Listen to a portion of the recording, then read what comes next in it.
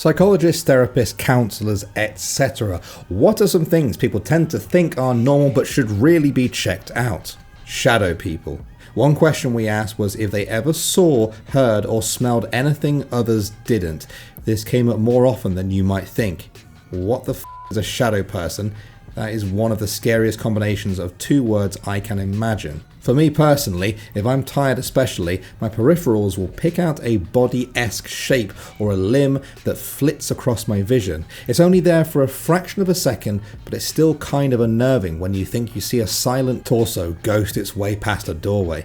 This happened to me a few times in my younger days, and when I didn't need much sleep to function, it scared the out of me. I kept telling my friends it was a ghost and it was following me. It didn't help that I had a small dog who'd bark at the stairs for no reason in the middle of the night.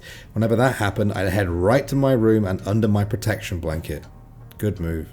Hi, I'm a kid who fell through the cracks. Got diagnosed with dyscalculia when I was a sophomore in high school. Throughout the years, my parents would tell counselors, psychologists, etc. that something wasn't right and it was more than me being bad at math. It took a really badass teacher I had pushing and advocating for me to get an official diagnosis before anyone did anything. I understand fully that sometimes parents can be a pain in the ass, but please, please, please, if a kid is 15, 16 years old and is stuck at a 5th grade math level, look into it. Wow, I've never heard of this, but it really makes so much sense for me. I've always said I feel like I have a math-specific learning disability. People laugh when I say that. Now I know it's a real thing. Thanks for posting this. People normalize abusive behaviors by loved ones all the time. Being able to identify your own personal boundaries and then enforce them with others for your own well-being is, unfortunately, not innate. What are some non-obvious abusive behaviors that people most commonly perceive as more reasonable than they are? When your partner downplays your interests and only encourages you towards things they think you should be interested in. When your partner constantly interrupts your flow of conversation and does all the talking, which soon amounts to all the decision making. When your partner ignores or gives muted appreciation for the nice things you do, but blows your mistakes and faults way out of proportion. When your partner draws on your deepest insecurities to win arguments. Therapist here. If you grew up with or currently are a part of a family where the whole family has to work to keep one or more members of the family in a good mood or appeased, that's not healthy. People are in charge of their own feelings. It's not your job to appease others so that they can emotionally regulate themselves. Disassociating with friends. Current friend of mine is having real struggles emotionally and mentally. We're still talking, but he's been distancing himself from other people. We reach breakthroughs every now and then, but it's been difficult. Psychotherapist here. Some things I see regularly that could have been caught earlier before they became a problem, unhealthy coping mechanisms. For example, drinking to relax frequently or smoking a lot. Even something like promiscuity can be a red flag that a person is trying to avoid dealing with something stressful by distracting themselves. Self-harm, hitting yourself, banging your head on things, burning yourself on purpose, cutting yourself, etc. All of those things indicate that it's time to talk with a professional. Normal child-teen behaviors that are not actually normal, like running away or getting into fights. Not communicating. When this happens, something is usually wrong, not always, as some folks are quieter than others, but if a child, teen, adult rarely speaks or if they are silent in the presence of their parent or significant other, it's time to get them to see a professional alone to have their safety assessed. I've seen individuals who are literally shut down due to having been profoundly abused by the people they live with, and one of the main signs of that is silence. I've also seen people in perfectly good homes who cannot communicate due to extreme anxiety, and without professional help, it's hard for them to overcome this.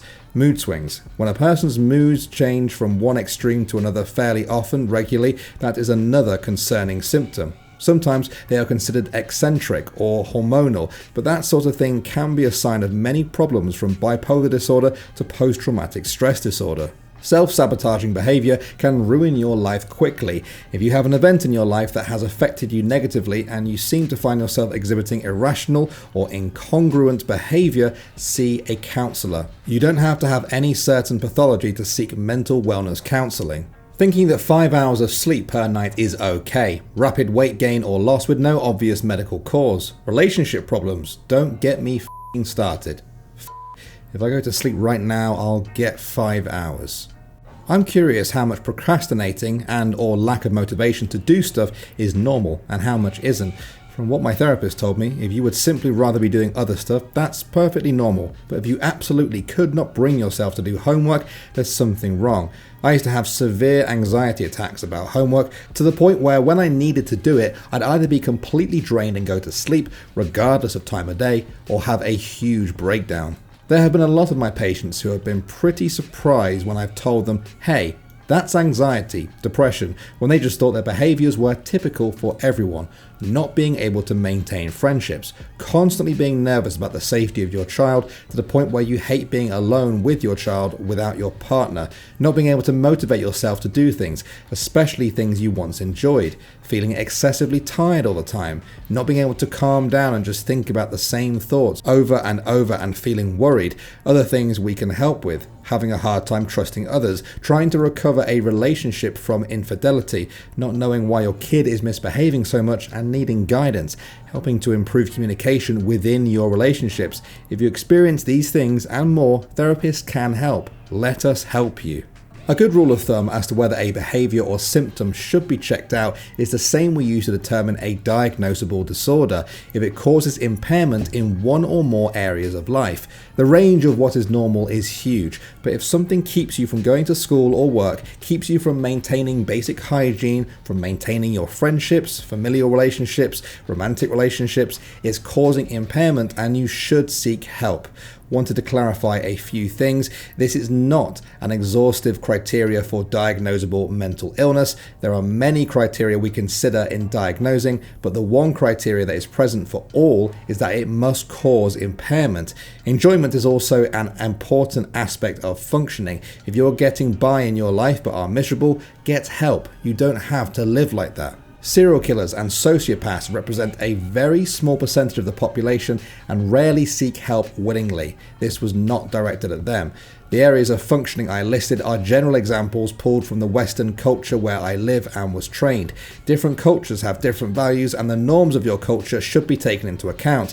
If you are unbothered by your level of functioning in these areas relative to cultural expectations, good for you. Most people considering this advice likely have a sense that something is not where they want it to be in their life and are looking for confirmation that it's bad enough to seek help. If you're not concerned, my advice is not directed at you. No one is saying that being content with having no interpersonal connections is inherently pathological. The attitudes of their parents. No, really, there are a lot of bad things that current parents do that are just seen as normal when they're not, and they have long-lasting psychological effects from emotional damage. I'm still realizing how abusive my parents actually were years after moving out. It wasn't until I met my wonderful mother-in-law that I realized how my narcissist mother actually is.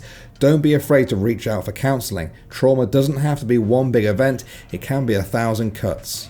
Inability to regulate your own emotions. Also, negative self-talk. We talk to ourselves way worse than any person could.